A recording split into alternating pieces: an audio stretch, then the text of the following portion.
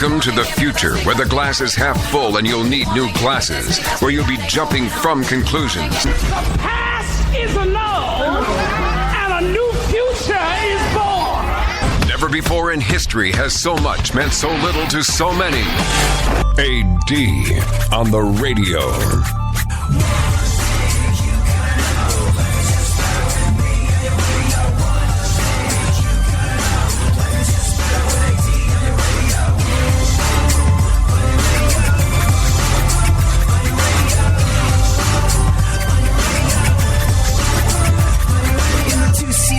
It's you and the senorita woofer blowing up the tweeter, cause it's me up in the speaker. Back in the mama seat, top down like a player, and the sound up in your ears, it is the dopest rhyme say. I running game like a cheater, I'm bomb like You know what's kind of interesting about St. Patrick's Day? There's actually some legitimacy to the idea of St. Patrick's Day. Only because, well, I mean, you look at all the other things that people point out and go like, this is a Hallmark holiday. This is not real. This is created by greeting card companies. This is created by people that want to sell mattresses at low, low prices. Like, this is about the people that gave this for that, not so you could get an awesome deal on a Kia. Like, all these holidays that are relatively new, especially the ones that have come about in the history of America, people that want to say, like, that's not a real holiday. That's not a thing. That's just to sell blank. You have a point. We're not here to debate that. But what's interesting about St. Patrick's Day is that it actually goes back a ways. St. Patrick's Day was made an official Christian feast day in the early 17th century. It's observed by the Catholic Church, the Anglican Communion, especially the Church of Ireland, the Eastern Orthodox Church, the Lutheran Church. It commemorates St. Patrick and the arrival of Christianity in Ireland. Now, celebrating the arrival of a faith in a country, how we got from that jump to people vomiting green beer in the middle of the street on a regular basis is sort of beyond me. But at least it has its roots in something that's kind of sort of the real deal. This particular St. Patrick's Day, I'm wearing my Green Lantern shirt and a green baseball cap. No one's pinching me. And I hate myself for it. Only because I'm that guy who is always just like, F you and your stupid made-up holiday. It's not me. Not me. And every single morning when I have to kick a board op out of the studio so we can go on the air, we have a little exchange. And I walked in, and my favorite board op, Jean, and I don't mind saying that I've got a favorite. You want to know why he's my favorite? He's so freaking reliable. So reliable. I think it has something to do with his time in the military. He comes from a background, and it's great. The iHeartRadio Show Your Stripes thing that we've done, where we've made an active decision to hire vets and encourage other people to hire vets and try and help connect vets with work. 100%. There's some things that we do sometimes where I'm like, I don't know about this, but the iHeartRadio Show Your Stripes movement, awesome. And one of the shining examples of the great work that has produced is our board op Jean, who did some time in the Navy, and man, he's just the bestie best. Why? Because I ask him to do something and it's done. If he says he's going to do something, it is going to be done, and if it's not going to be done, he lets you know in advance and he gives you a reason why. You always know where you stand with John. He's one of those guys that lets you breathe a sigh of freaking relief where you're like, okay, it's John looking after it. Everything's going to be fine. I can actually go to sleep tonight. It's good stuff. And I think that's because he comes from a background where if you don't do the things that you say you're going to do or you've been asked to do by a superior, people could die. It's part of the reason I like folks from the military. Forget working with them. Just, showing up at Starbucks on time for coffee before you head out for a night on the town.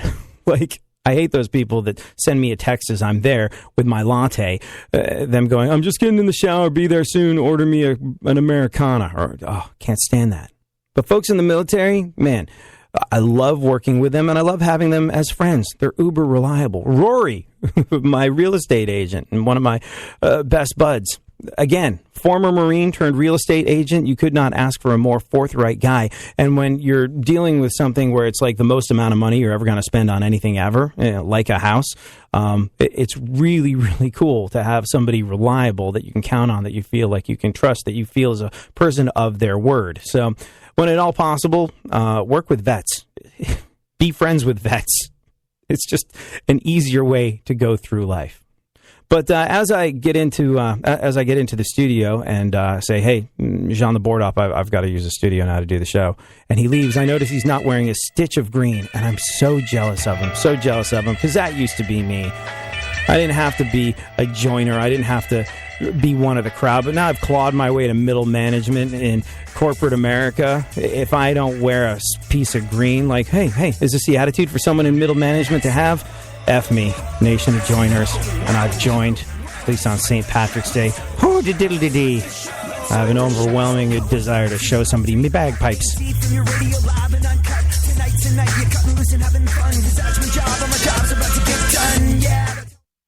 And I'm bang motherfucker for cooperating when I say put your hands up, touch the sky. If you're really feeling really good, then wave them from side to side. It's time for a little rebellion, and this hellion in front of you is telling you the things you gotta do. Check 1, 2.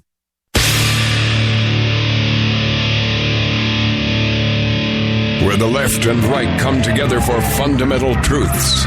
AD on the radio, on Twitter at ADSXE. I do what I want, when I want, how I want. Every day you're going and working, running that rat race at that pace and that place will leave a bad taste for anyone, everyone working day after day. So buddy, I gotta say, yo, there's gotta be a better way, yeah.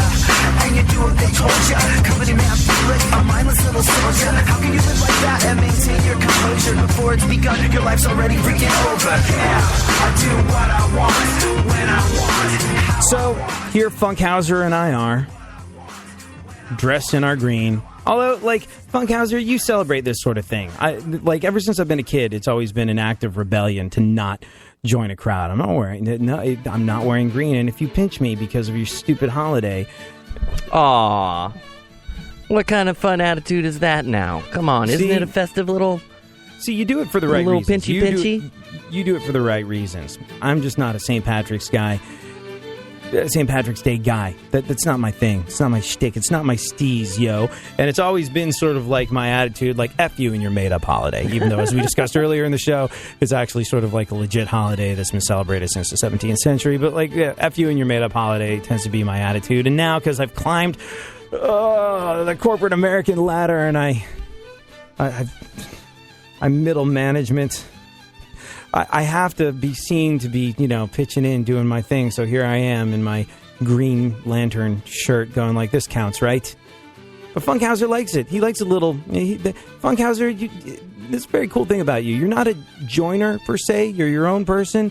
But you love having fun. And you love having fun with the masses. You love... Like, when Funkhauser shows up to a party... or a gathering, that's when you know the good times are going to start. Because he's like, hey, cool, we're all here and we're going to have some fun. Like, Funkhauser's that guy you want to have around because he does these things for the right reasons. You're very pure intentioned in terms of all this stuff. Will you be horking up green beer in the street later on? Horbity-derbity-derp. Yeah. Well, no, I'm not drinking, I'm driving. I'm the DD today.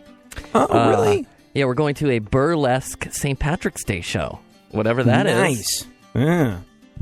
You know what's interesting? Green's actually my favorite color. Like, I've always liked green. It goes back to being a kid and hearing Kermit the Frog say, it's not easy being green. But green's a color of spring. Green can be cool and friendly-like. I've always loved that. I've always loved the color green. It is my favorite color.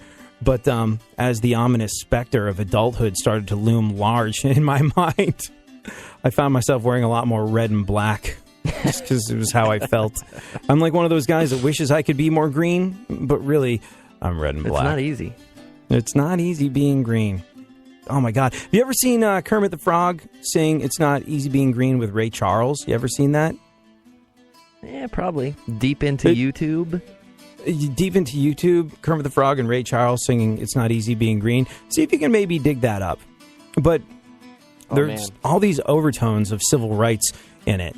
It's beautiful. And it's not a big grandstanding statement. There was no disclaimer before or after it. It was something that you felt when you watched it. It was something that you felt that when you watched it. And like, if you catch me at the right moment, if I watch Kermit the Frog and Ray Charles sing It's Not Easy Being Green, there's a very good chance I will shed a tear. It's beautiful, beautiful stuff. Maybe we'll do it a little later on in the show. One thing we're definitely going to do a little later on in the show is talk about how Donald Trump consults with himself. when it comes to matters of foreign policy because he's got a very good brain. His words, not ours. Right now, though, let's take a look at the events of today in our segment, My Witness News. Take it away, Funkhauser. This is My Witness News. In no way, shape, or form fair and certainly not balanced. And now, super producer to the stars, Barry Funkhauser.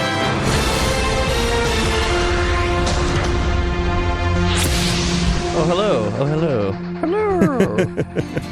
So, I want this music instead. Is that okay? Can we do the news over this? I wish I could do my accent, you know. ho-de-diddle-dee. I went to Ireland and they do like... Not celebrate St. Patrick's Day the way they do over here. All. I know. Yeah, it's just like they go to the pub, which is literally the other 364 days of the year in Ireland. They tell you Here we're like, ho-diddle-dee, the pub, Guinness, corned beef and cabbage, where's me Lucky Charms? Like, that's us here. And to them, it's like going to China and having Chinese food, except for there, they just call it food. It's like, they really don't make that big of a thing of it. Like, we're America. We'll pick up that ball and run with it. We don't think you're being Irish enough, so we're going to be more Irish for you. But go on. Tell us about your time in Ireland. Well, I mean, this took an awful turn, but I was going to say they read deaths on the air. They do the death things. They tell you who died every day, and that's something we don't do. And they do it over this music. Obituaries on the air. Yeah, obituaries. And they do it on over St. this Patrick's music Day every day, every morning with your cup of coffee and your blood pudding. Yeah. Oh, diddle-dee.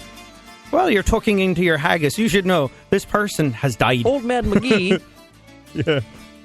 He died because he's freaking old. I tried to get my Irish friend via Skype on the line, but he's obviously drinking. Right. Because it's a day of the year, as opposed to it being St. Patrick's Day. That's what the Irish do. They drink. Some cliches are true. The thing about people in Ireland drinking more, I think. Yeah. So we can do this while we talk about the St. Patrick's Day news, but otherwise I'm going to find it too distracting. So we'll do the St. Patty's Day news. What am I going to do with this kilt? News Come on. Well, make sure you cover up your shillelagh.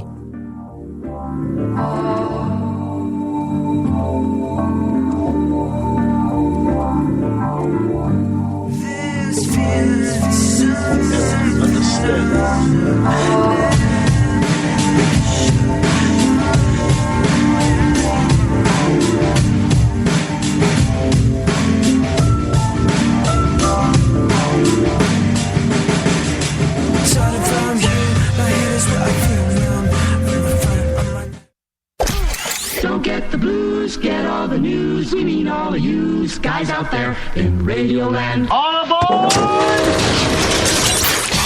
He's back. AD on the radio. Give it up, yeah.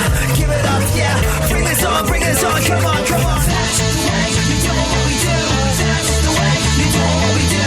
That's the way you do what we do. You do what we do. You do what we do. That's the way you do what we do. That's the way you do what we do. That's the way you do what we do. You do what we do. You do what we do. Well, it's a new one. Here I come again, coming again, taking it back to the place where I'm picking up the pen. And before I started, it's already a killer. When you know that you're good, I gotta say that it's a thriller. Hey, I do it my way. So Donald Trump says his foreign policy consultant is himself. He said he likes to think about things because he's got a very good brain.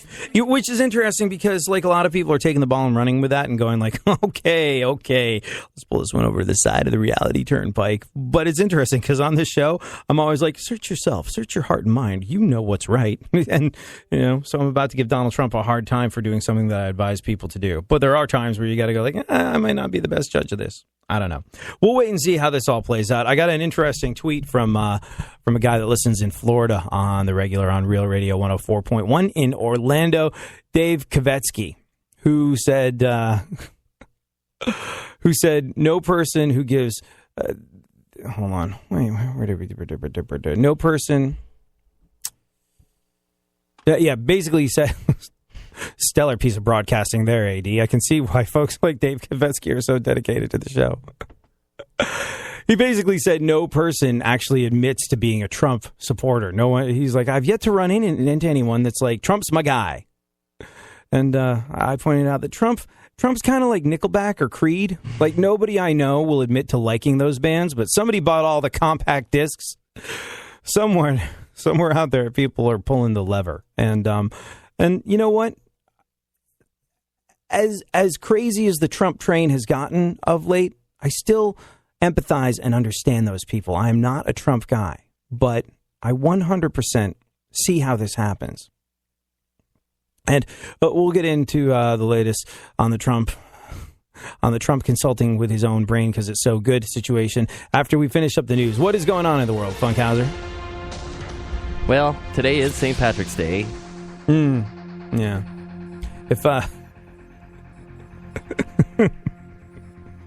If someone pinches you for not wearing green, go ahead and punch him in the face. Donald Trump will take care of your legal fees. Way more funny than it should be.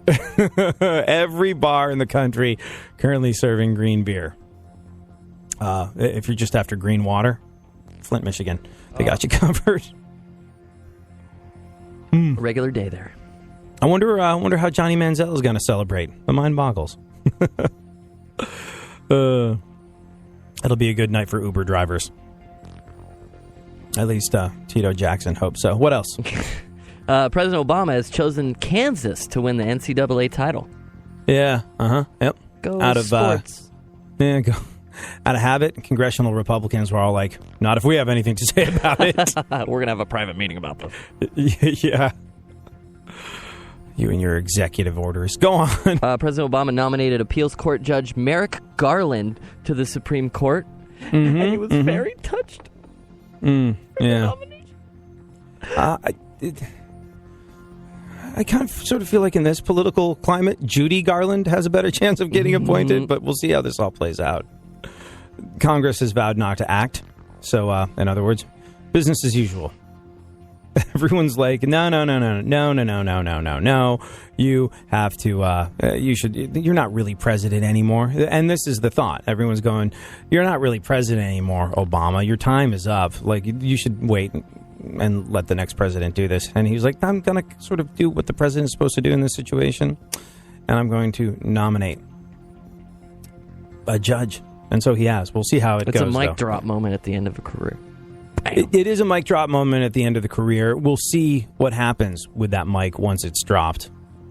We'll see how this all goes. Very interesting. Very, very interesting stuff as we examine this situation and wait to see where everything settles. Go on. What else? Fox News canceled next Monday's GOP debate after Donald Trump said he's not going. You know, and I kind of like, I kind of understand this. Why do I need to do that? You know, I kind of understand. Like, Donald Trump's like, no more debates. Oh, God. And I think that's what we're all thinking. No more debates. Oh, God. Trump, though, I mean, look, Trump has a clear and decisive lead at the moment.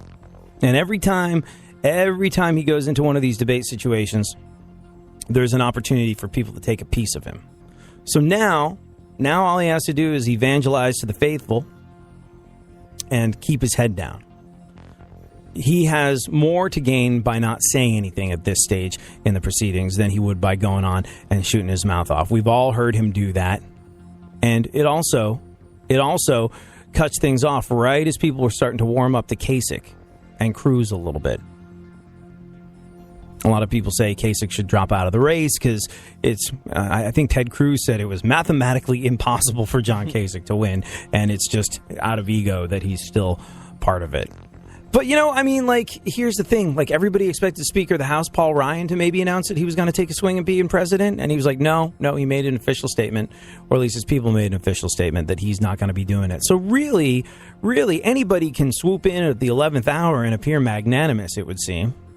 It's, you know, it's interesting. It's interesting because, like, I don't think Mitt Romney's going to do it. I think there was a thought that maybe he could. I think he made that speech and people went...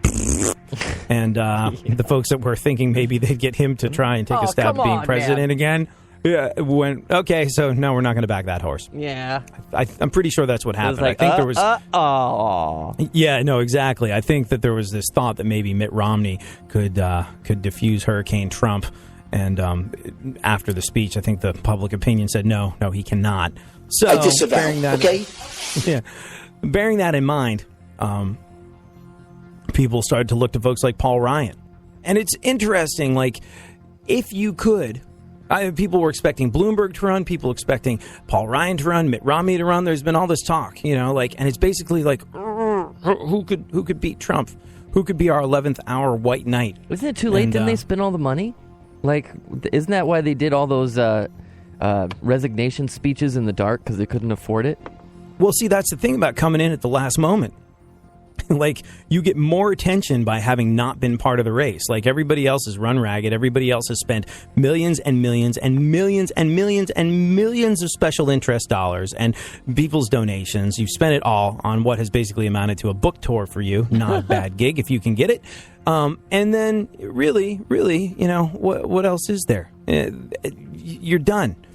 You've spent all this money in good faith, and you realize that you're not winning any delegates. You're nothing and nowhere, and you almost get an equal bang for your buck if you're a last minute person, because it's like right at the last second just to save the day. Second White act knight, twist. Yeah, it's like you can be this magnanimous white knight, and not in a KKK way.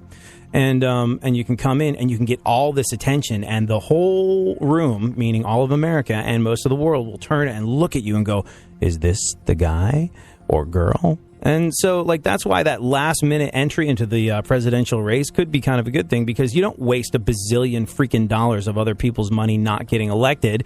You can spend a relatively small amount of cash by just coming in very, very late in the game, and the amount of energy and attention that you pull from the people that have been in it for a while that people are sick of is significant. But I think we're out. Are we out of last-minute options? With Paul Ryan saying no, with Paul Ryan saying no, with Michael Bloomberg saying no, with Mitt Romney. Well, the people kind of said no on that one. I think that's it. Where's Arnold right now? I think Arnold can't be president. He was actively trying to get the law changed so he could be president, even though he wasn't born in America. I don't know. There was he wanted to be president. The whole sort of like impregnating a maid, having a love child thing, and then having your Terminator movies flop situation has not left him in terribly good political standing. Now I'm going to crush things with my tank. I would like to endorse John Kasich. Can anybody? There's a guy down the hall in San Diego, Clint, at KGB, legendary rock station, who does an amazing Arnold Schwarzenegger impersonation. So much so that he prank called Jay Leno. Like, he prank called Jay Leno. Yeah, I like that. Yeah, and you can't do that anymore. You're not legally allowed to prank call people anymore and put it on the air. So, like, yeah. And he's like, I never do the impersonation. I was like, but it's amazing. Do voices. People like voices. I can't even do voices whenever I do, like, Stewie from Family Guy, which isn't even Stewie from Family Guy. It's just me having an English accent, don't you know? People, like, go, oh, I like that when you did that. You. Yeah, exactly. Big rip-off poser. Not you, Like, the line from Family Guy that I love, and there's no reason to love it. It's one of those things like Seinfeld. Seinfeld has this beautiful non sequitur line, and I love these things that they make no sense. Why are they there? You don't know, but they're just funny. They are. Like, George and Jerry are having a conversation, and then completely not connected to the conversation, George goes, I swallowed a fly! I swallowed a fly! What can happen? And it's hilarious. It's one of the best moments Seinfeld ever had. And who thinks to do that? And then there's one part of Family Guy, you ever seen this episode, where they're going to the... Lois puts Stewie in the car, and he goes, can we stop at this supermarket? I'd like a Granny Smith apple. And, like, it makes no sense, but it's hilarious. Anyways. Disagree. I don't watch that garbage. Yeah. Funkhauser in his I'm not in delay. Quest. Don't ask me anything about it. Funkhauser in his never-ending quest to have never-ending quest Rip to off poser, have a jerk. more interesting life than the rest of us. I guess was in a restaurant one time when the Family Guy folks were having a writing session, and being around them rubbed him the wrong way. I so still now he need can't. to take a shower for all of goodness now he in the world. now he is unable to enjoy the hilarity that is the show, and it's one of the few issues that Funkhauser and I disagree on. So there's that. Yeah. That keeps things interesting. Heated debates in the future after politics. Okay, what else? The RNC Rules Committee says the Republican Party picks the GOP nominee, not the voters. Yeah, it's a little known rule because thanks to Trump, they just made it up. I think it's interesting and kind of telling that Fox News canceled the GOP debate because Trump said he wouldn't do it. I guess it's just not as much fun watching John Kasich defend the size of his junk. You can still get your fix of insults and maniacal yelling and fist pumping by watching WWE Monday Night Raw. It's kind of sort of the same thing at the same time. Even although that's I think watered down now. Yeah, that's watered down. Nobody talks about the size of their junk on that show. Except China. Oh, God. The rest of the world is looking at us right now. Like, I spoke to some friends of mine in England a little bit, and they're like, what is going on? like they just, can't believe it's real. They're just like, your entire country has become a reality television show. It's BS. Amazing. Let's go out with this. When I think it could be so much nicer being red, yellow, or gold, or something much more colorful like that.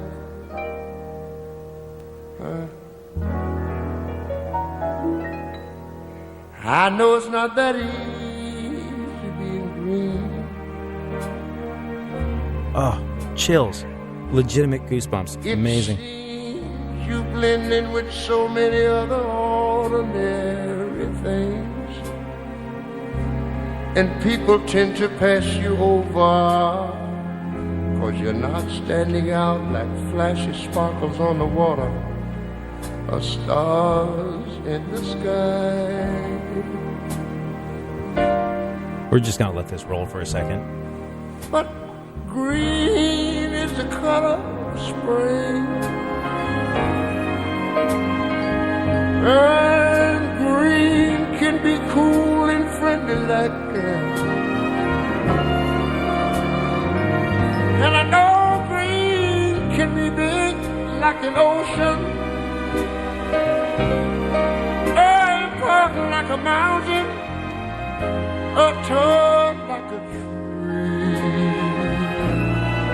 You know, you need these things. You need these things that strike right to your emotional core, that can cause the goosebumps, that can cause the tears to well up in your eyes, that can cause you to feel again amidst all the garbage. Good call, Funkhauser. But why wonder I'm green? And it'll do fine 'cause it's beautiful, and I think it's what I wanna be.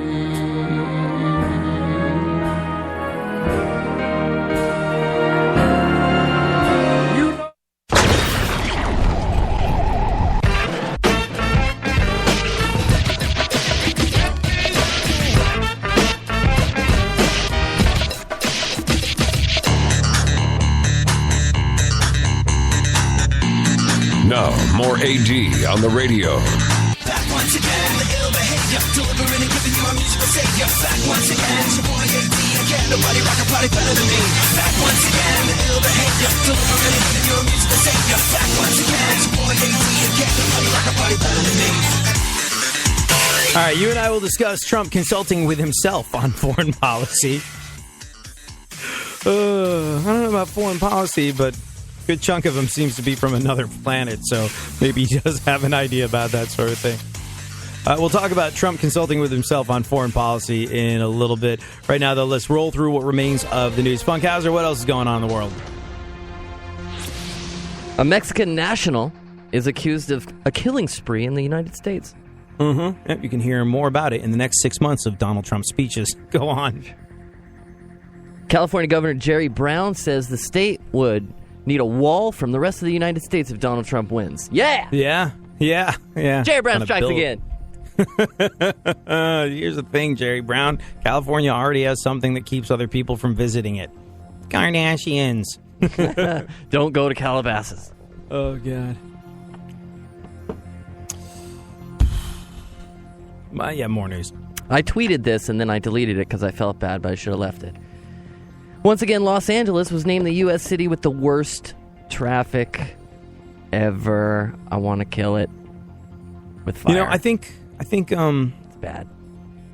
Yeah. No joke. No, it is bad. It is really bad in Los Angeles. Like I've only ever lived in cities for the most part that have hideously awful traffic. Like Houston has really bad traffic. New York City has really bad traffic. London, don't get me started on London. London has, the roadways in London go back to like the Battle of Hastings in 1066 between William the Conqueror and the Normans. Like, it's just, they're not really advanced. They're not made for modern modes of transportation, so it can be a real freaking mess in London. But I've only lived in places with hideous traffic. But you tweeted that LA has the worst traffic, and then you took it down? I tweeted, I think that word for word was, no matter what time, no matter where, I'm always in traffic. The worst traffic I've ever been in. It could be 4 o'clock in the morning. It could be 4 in the afternoon. It could be any time. And I'm stuck somewhere going 2 miles an hour. I remember leaving Los Angeles. There was this band we kind of discovered on the radio station I worked for in San Diego, and I'm in San Diego, and they're like, "Hey, they're showcasing tonight at the Viper Room. Go see them, and give yourself 6 hours. See what's up." And the trip in from San Diego to Los Angeles took like 2 hours and 15 minutes. Not a problem. And it's a Friday night, and I'm leaving, and it's after midnight, and I literally was stuck in a 2.5 hour traffic jam before I even got out of the city. I was like, Siri, are you kidding me with this BS? And she was like, no, it's Los Angeles. And I was just like, oh, God, this freaking sucks. But you know what? Without that, the radio industry in Los Angeles would not be the bustling, thriving thing that it is. Sure. We rely on traffic to pay our mortgages. So I'll tell you more about that in 6 minutes. You know, I've decided I hate it. And there's some people that I think are really great at radio that do this. But those folks that go, we got to pay some bills. We'll be right back. Yeah, right before they play commercials. We're going to take a break. We'll be right back with more. Yeah. More on this on the flip. Hideous, awful radio cliches that we will have nothing to do with. Go on. Oh, wait. The LA traffic, that's what we were talking about, right? Yeah. Ugh. You know, D.C. has some of the worst traffic in the world as well. D.C. is an interesting one. In D.C., they actually stagger the workday. They've accepted that, this is the hub of America. This is from whence everything that runs the country originates. And this is their solution to it. We've got a traffic problem in D.C. We can't do anything about it, so let's organize the workdays into shifts. And that's what they've done in Washington, D.C. Right, but it's just like you'd like to think in the place where they do all the country's problem solving, they'd be able to come up with a better problem solving attitude toward traffic than that. There's bad traffic. Now just show up later. Yeah. Work later. Disrupt your life. Oh, that bill needs to be signed by Lenny. He comes in at 4:30, You'll have to come back tomorrow. Is this a senator from Wisconsin, don't you know? Yeah, well, the sun goes down later there, Oh, God. Yeah. Anyways, Los Angeles named the U.S. city with the worst traffic. Speaking of slow things from L.A., what is new with Kim Kardashian? Go on. I'm a driver. The Where White People Meet dating site is under fire? Yeah, Where White People Meet. And it's a time-honored argument. Hey, look, you can have Black History Month. You can have, Hispanic dating sites. You can have all these things that cater to, people of specific ethnic backgrounds. But the moment you do it for white folks, you're immediately a racist. Now, here's the thing. Where White People Meet sounds like a good dating site for me. Why? Well, I've said it time and time again. I'm not racist, but my junk is. It likes what it likes, and as it turns out, it likes white chicks. That's just my thing. But I'm going to hazard a guess that the type of white chicks that I would meet on the Where White People Meet website, I don't think I'd like the way they dress in their free time. The hoods. I was going to ask you follow-up questions. I get it. Oh, yeah. Not really into the whole hood thing. It's sunny outside. Why have a jacket? It's so funny. What's funny is people say, like, you know, why can't white people should be able to do white people things, you know, like, and it's not racist because there's websites for black people and websites for Hispanic people and websites for Guatemalan people and all these other websites for these folks to date on. And in theory, they have a point. Why can't you have a website for white people that like to date white people? There's even websites now where if you've got STDs, you can figure out who's got the same STD as you so you don't spread it around. You've got gonorrhea? I've got gonorrhea. Cool. Well, you know, there we go. We don't need to get tested. We can just know that we both got gonorrhea. Like, this Latin is actually... Lover at gonorrhea.com. That's where you met you, too. Yeah. Yeah, ChunkyLover69 at gonorrhea.com. Ooh. But, like, so this exists. Therefore, in theory, where white people meet should be okay. And in theory, it is. But the bottom line is, I would hazard a guess that the type of person that you're going to meet on a dating site called Where White People Meet, the topic of conversation over dinner would probably be like, oh, yeah, I've got one of these gas-powered crosses. Saves you burning a new one each time when you put it in someone's lawn. By the way, if you want to meet other white people, there's already a place that exists where you can do that. It's called Restoration Hardware.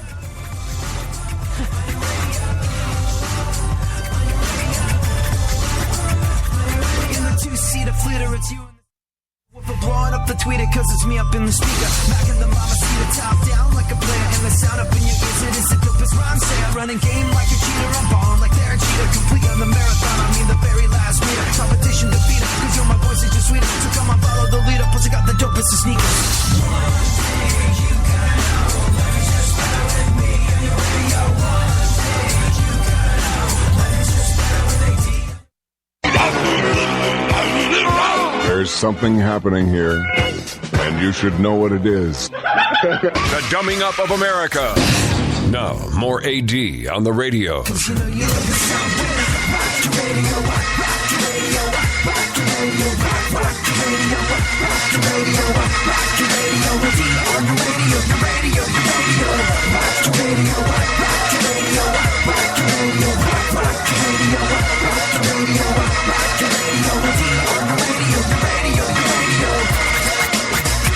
So you and I were talking earlier about how the website Where White People Meet is Get Some Heat. It's a white person's dating site.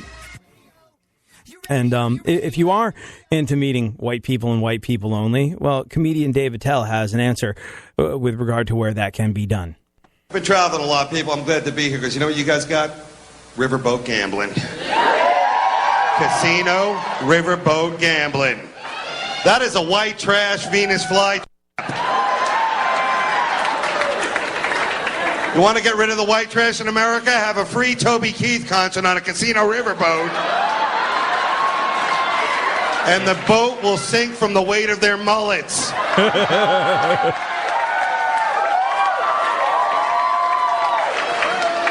It's a little riverboat. You see the steam coming out of the stack? That's not steam. Those are souls, all right? There was some crystal meth to be had that night. Crystal meth, it gets a bad name. But let's say you're in a situation where crystal meth can help you, like you got too many teeth. You gotta grind some of those out. You can't be looking all toothy down at the Waffle House.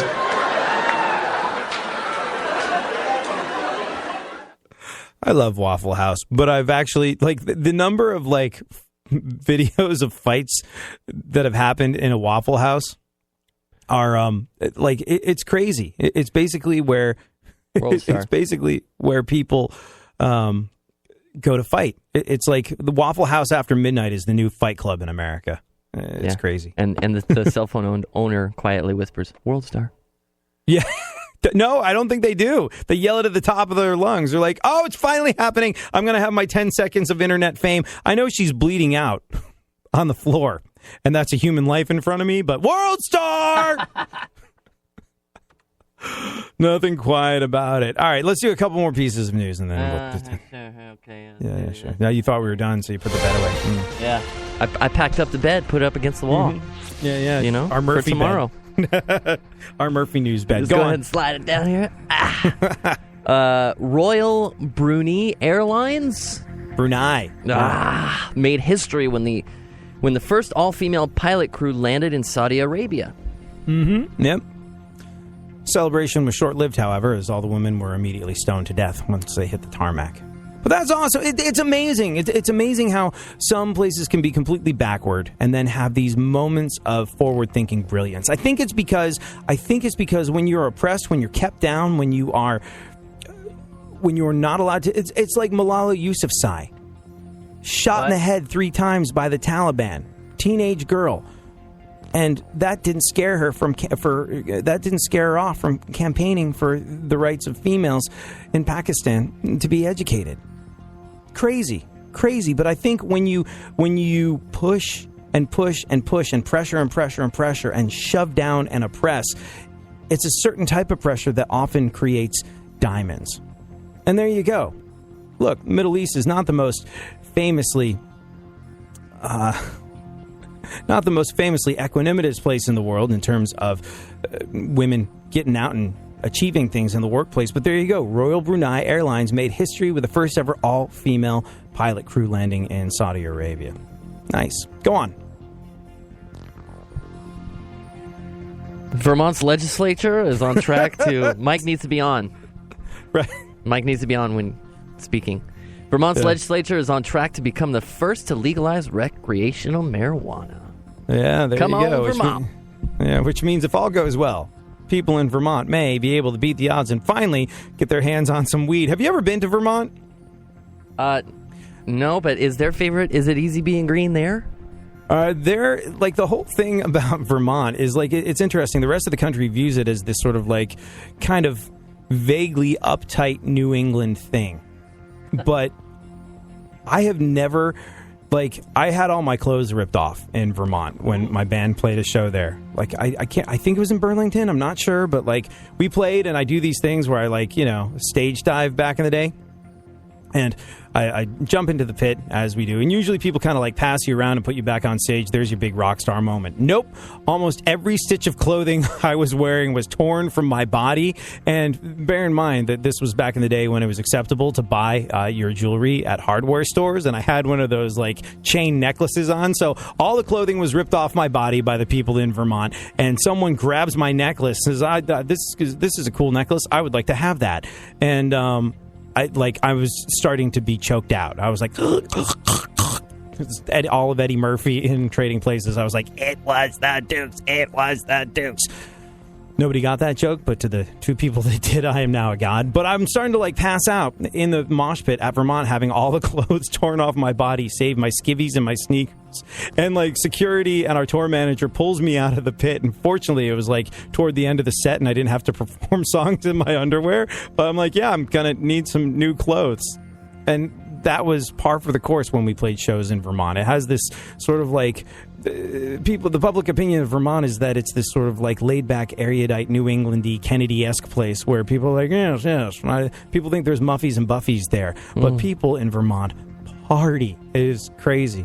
So, yeah, it comes as no surprise that they're going to be the first to legalize recreational marijuana. We'll see how it goes, but I like their chances. Go on. One more piece of news. Charlie Sheen is trying to get child support payments to his 2 ex-wives reduced. It's not that he doesn't love his kids. It's just that he loves crack more. All right. Oh, where did it go? Yeah. Here we are. Donald Trump, when he was asked yesterday on Morning Joe to name some of his foreign policy advisors, this is what he said.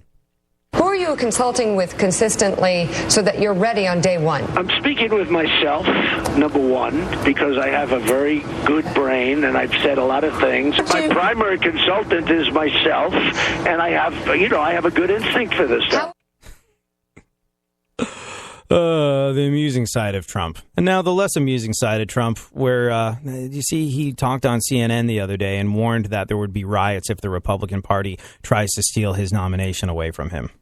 If we're 20 votes short, or if we're 100 short, and we're at 1,100 and somebody else is at 500 or 400, I don't think you can say that we don't get it automatically. I think you'd have riots. And you know what? If the will of the people was denied and big government said, no, this guy is not going to be the nominee, this guy will not be president. It's not happening on our watch. It was cute that he spent all this time campaigning and everything, but ultimately we're big government and we say no. Would riots be necessary? Would riots be justified? In principle, well, in principle, I'm never for rioting or violence or anything of that nature. But in principle, people should be angry. If Trump gets to the point where he should be the nominee,